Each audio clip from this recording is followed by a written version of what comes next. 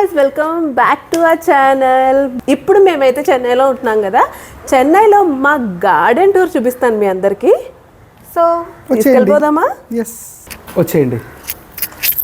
So చూస్తున్నారు కదా, ఈ హౌస్ మేము లాస్ట్ 4 yearsగా చెన్నైలో ఈ ఓఎంఆర్లో ఇక్కడ ఈ హౌస్లో ఉంటున్నాము. పై పోర్షన్ మనది, కింద పోర్షన్లో వేరే టెనెంట్స్ ఉంటారు.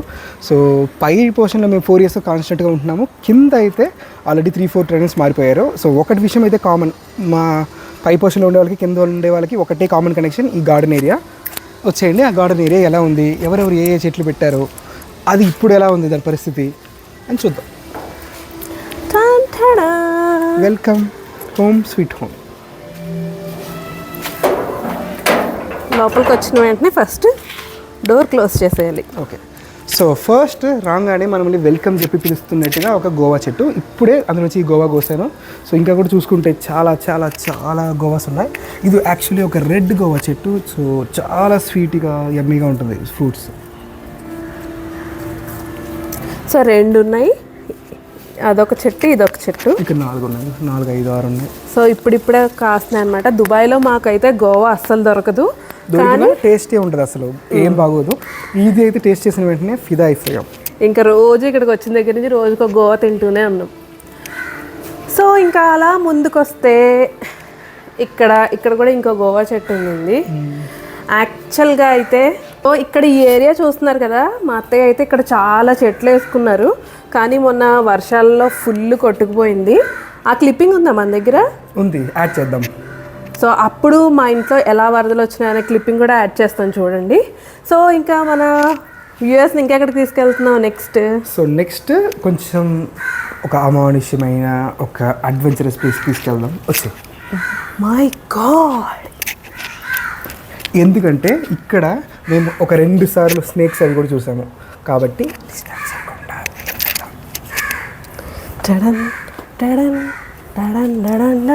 అడుగు ఆచితూచి వెయ్యాలి. సరే మిత్రమా.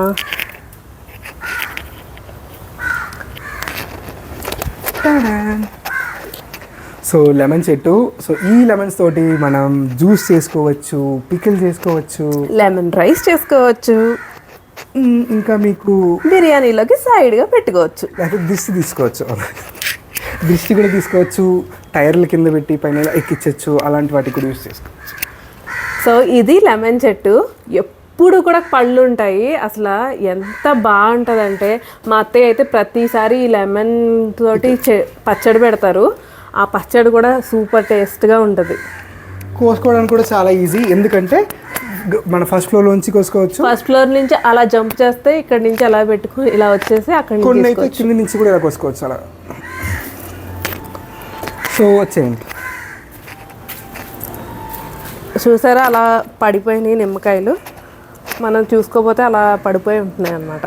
సో ఇది కూడా లెమన్ చెట్టే, ఈ 2 కూడా 2 లెమన్ చెట్లు.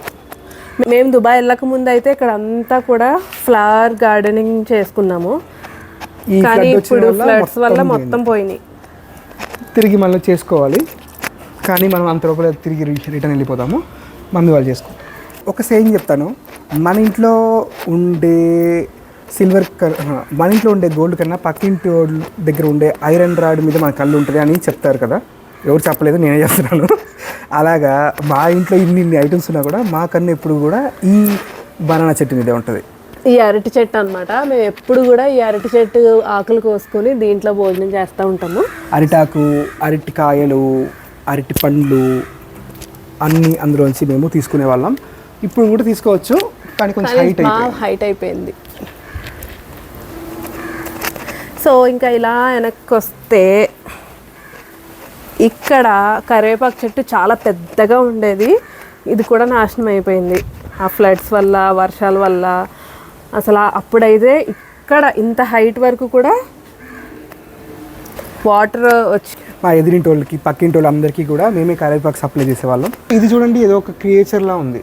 ఇది ఏదో ఒక క్రియేచర్ ఆ చెట్టుకి ఎలాడుతున్నట్టుగా, మేబీ క్రియేచర్ కావచ్చు. మనీ ప్లాంట్ చెట్టు అంత పెద్దగా అయ్యి ఇలా అల్లేసుకుంది.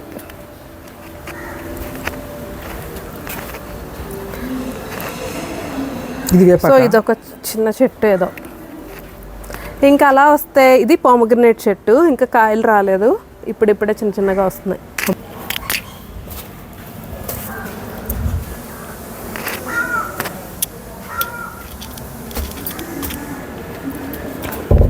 ఇది జస్ట్ పార్క్ చెట్ట, ఇది జస్ట్ నార్మల్ లుక్ గురించి పెట్టాం.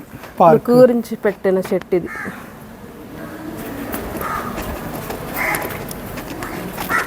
ఇంకా ఇలా ముందుకు వచ్చేస్తే మేము రోజు పూజకు వాడే మందారం చెట్లు, రేఖ మందారం చెట్లు.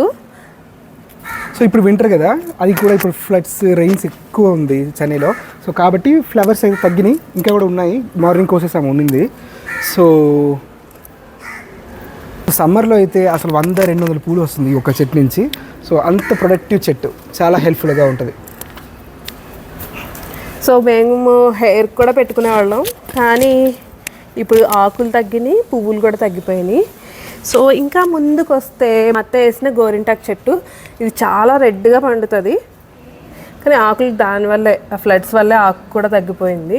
ఇంకా ఈ పక్కన ఉంది మనం రాకముందు నుంచి, ఇల్లు కట్టక ముందు నుంచి ఉన్న ఈ టేక్ చెట్టు. సో కార్నర్లో వేసారనమాట. ఫ్యూచర్లో మేము దాన్ని కట్ చేసి ఫర్నిచర్ చేసుకుందాం ఓనర్ అప్పుడు ఉతికి ఆరేస్తారనమాట. సో ఆ పక్కన వేప చెట్టు ఒకటి ఉంది, ఆ పక్కనే వేప చెట్టు దానికి అదే వచ్చింది. మీలో ఎవరికైనా అలాగా, అరే మీలో ఎవరికైనా మా కాకి బాయ్ అన్నం పెట్టమని అరుస్తున్నాడు. రోజు తనకి అన్నం పెట్టే టైం ఇది. సో ఇప్పుడు వెళ్ళి అన్నం పెట్టాలి.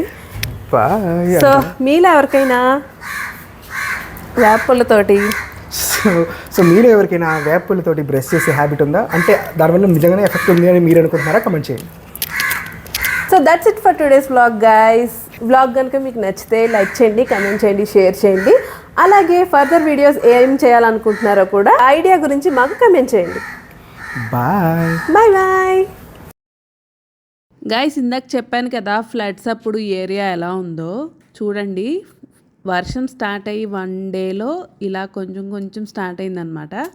సో అప్పటికి మోకాళ్ళ వరకు వచ్చేసినాయి నీళ్లు, కానీ మా ఇంటి లోపలికి రాలేదు. చూస్తున్నారు కదా ఇందాక చూసిన జామ చెట్టు అది. వర్షం అయితే కంటిన్యూస్గా 2-3 డేస్ పడుతూనే ఉంది. అసలు వాటర్ ఇంకా ఎక్కువైపోయి లోపల వరకు వచ్చేసింది అనమాట. 2-3 డేస్ ఈ ఏరియా అంతా కరెంట్ లేదు. అసలు గవర్నమెంట్ అయితే అసలు పట్టించుకోలేదు. ఈ లోపలికి హెల్ప్ చేయడానికి ఎవ్వరు కూడా రాలేదంట. ఇక్కడ ఏరియాలో ఉండేవాళ్ళు వాళ్ళంతటి వాళ్ళే ఉన్నారు, కానీ ఒక్కళ్ళు కూడా ఇటు సైడ్ అసలు కూడా చూడలేదు. చాలా స్ట్రగుల్ అయ్యి వాళ్ళకి కావాల్సిన సరుకులు ఇలాగ వాళ్ళే తెచ్చుకున్నారు. అసలు ఎంత టార్చర్ అనుభవించారంటే ఆ దేవుడికే తెలియాలి. సో ఈ ఫ్లడ్స్ వల్ల అయితే మా గార్డెన్ అయితే మొత్తం నాశనం అయిపోయింది. ఇక్కడ ఉన్న జనాలు అందరూ ఎఫెక్ట్ అయ్యారు. అలాగే ఇక్కడ ఉన్న చెట్లు కానీ ఈవెన్ స్ట్రీట్ డాగ్స్ కూడా చాలా ఎఫెక్ట్ అయిపోయినాయి. సో మీరు ఇలాంటి సిచ్యువేషన్ ఫేస్ చేశారా?